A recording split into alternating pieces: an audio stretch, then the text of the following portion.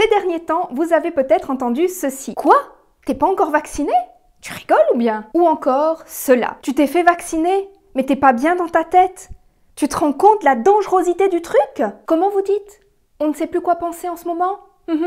Vous êtes prêts? Alors c'est parti!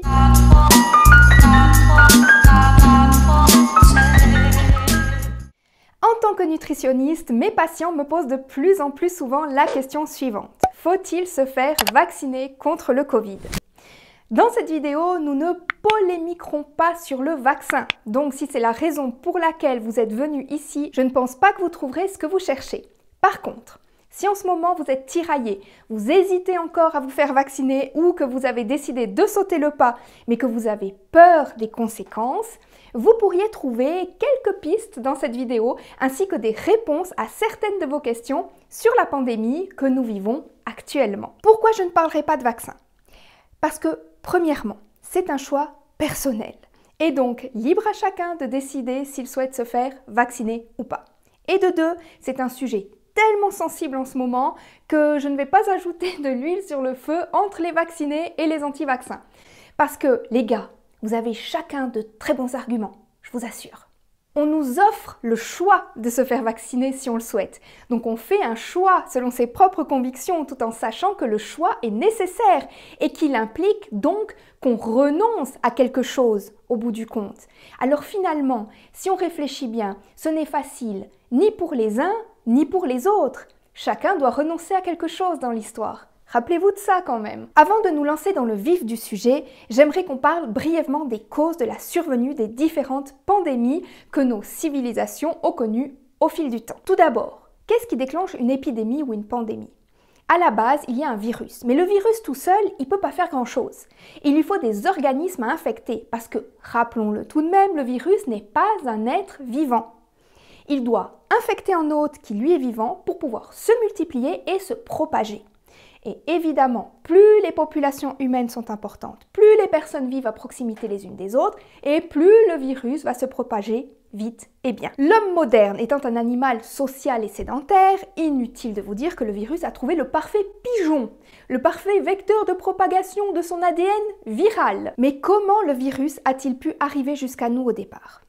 Il y a 12 000 ans, lorsque nous nous sommes sédentarisés, nous avons également commencé à pratiquer l'élevage, ce qui a impliqué une grande proximité avec le bétail. Les animaux d'élevage sont également des organismes pouvant être infectés évidemment par un virus, et c'est des organismes qui vivent quasiment les uns sur les autres dans des enclos. Les agents pathogènes, comme la variole, la diphtérie, etc., qui étaient présents uniquement chez le bétail, vont à partir de ce moment pouvoir être transmis également à l'homme. Et là, catastrophe! Voilà pourquoi maintenant les animaux d'élevage sont médicamentés et complémentés en permanence, même lorsqu'ils sont en bonne santé, tout simplement pour éviter la propagation des maladies. Le phénomène de transmission des maladies de l'animal à l'homme s'appelle la zoonose. En dehors de l'actuelle pandémie de Covid, qui à la base serait également une zoonose, elles affecteraient chaque année dans le monde 2,4 milliards d'humains et en feraient mourir 2,2 millions. Vous êtes certain de vouloir continuer à manger de la viande? D'ailleurs, c'est un véritable problème dans les peuples qui se nourrissent presque exclusivement de chair animale et de sous-produits animaux, comme par exemple les Maasai au Kenya. Ils voient leur population s'amoindrir dangereusement au fil des années. Et il faudrait peut-être commencer gentiment à se poser des questions, les gars, non? Voyons maintenant pourquoi nous n'arrivons pas à venir à bout de ce fameux, fâcheux, foutu virus. En fin de vidéo, je vous expliquerai comment appréhender au mieux le vaccin si vous avez choisi de le faire ou si vous y êtes contraint pour une raison ou pour une autre. Je suis nutritionniste et donc vous vous doutez bien que mon cheval de bataille pour lutter contre le Covid, c'est bien évidemment l'alimentation. Alimentation qui est tout de même le premier pilier de la santé. C'est un passage obligé, obligatoire pour être en bonne santé. On peut tourner le problème dans tous les sens qu'on veut, hein. Une bonne alimentation est à la base d'une bonne santé. Voici donc les 3 choses à faire si vous voulez rester en bonne santé et éradiquer définitivement le Covid. Premièrement, il faut apporter au corps ce dont il a besoin pour lutter contre le virus et s'en prémunir. J'ai nommé les vitamines, les minéraux, les anti-inflammatoires, les antioxydants. Et où trouve-t-on toutes ces petites pépites alimentaires? Dans les fruits et les légumes frais. dans les céréales, dans les plantes aromatiques, bref, dans les végétaux. Il n'y a pas à tortiller de l'arrière-train, les végétaux c'est la vie. En parlant d'antioxydants, pourquoi sont-ils nécessaires en plus grande quantité, particulièrement en ce moment ? Parce que la situation actuelle engendre un maximum de stress qui provoque l'oxydation et donc le vieillissement prématuré de notre organisme. Veillez aussi à apporter un maximum d'énergie à votre organisme pour qu'il puisse avoir justement la capacité de lutter, pour que votre système immunitaire ait la force de mener ce combat. Et l'énergie, vous la trouvez où? Dans les glucides!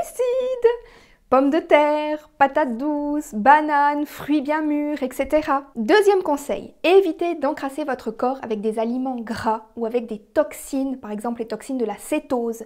La cétose qui est la dégradation du gras par notre organisme qui produit des éléments toxiques. Plus votre corps sera encrassé et plus il devra mettre d'énergie pour se décrasser afin de fonctionner normalement. Énergie qu'il ne pourra évidemment pas mettre à profit pour lutter contre le virus. Donc, mangez le plus proprement possible. Troisième conseil, permettez à votre corps de se détoxifier de lui-même. Mais alors, comment l'aider dans cette tâche? Le corps se détoxifie de différentes manières, au travers de certains organes, comme les reins ou le foie. Pour aider les reins à se détoxifier, buvez beaucoup d'eau et évitez de consommer des protéines animales. Pour aider le foie à se détoxifier, dormez bien et dormez assez, car c'est durant la nuit que le foie va se nettoyer de lui-même. Et encore une fois, n'oubliez pas les fruits et les légumes frais qui ont un pouvoir détoxifiant. Ils ont même des propriétés détoxifiantes aux métaux lourds. C'est pour dire la puissance des phytonutriments. Passons maintenant à ceux qui appréhendent beaucoup de se faire vacciner. Le conseil que je peux vous donner, c'est d'essayer d'accepter au mieux ce vaccin. Je vous explique. Vous le savez sans doute, notre psychisme, nos pensées sont fortement reliées à notre corps et influencent son fonctionnement. Un gros stress peut par exemple complètement bloquer notre digestion ou au contraire provoquer une diarrhée. Au fait, bon appétit si vous êtes en train de manger. La peur est un facteur aggravant. Je connais quelqu'un qui est vacciné 3 fois, qui a une relativement bonne hygiène de vie, qui est terriblement à cheval sur les gestes barrières et qui a attrapé le Covid. C'est une personne super angoissée vis-à-vis du virus et qui vit dans la peur de contracter le Covid au quotidien. Si vous recevez votre première dose en freinant des 4 fers, il y a de grandes chances que ça ne se passe pas bien. Si vous avez peur des répercussions du vaccin sur votre santé, il y a plusieurs choses que vous pouvez entreprendre en amont, avant de vous faire vacciner. Vous avez des remèdes en phytothérapie et en homéopathie pour préparer le terrain, puis par la suite pour drainer le vaccin. Un truc tout simple que vous pouvez faire à la maison après le vaccin, c'est un cataplasme d'argile sur la zone de la piqûre. L'argile a un pouvoir drainant.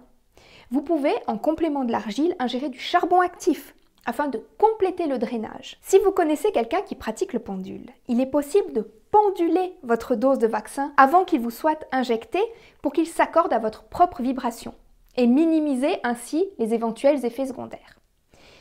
Quoi qu'il en soit, si vous avez un régime végétalien, riche en fruits et en légumes frais, pauvre en gras, riche en glucides, que vous faites un peu d'activité physique, que vous vous hydratez correctement et que vous dormez suffisamment, vous avez très peu de risques de ne pas supporter ce vaccin.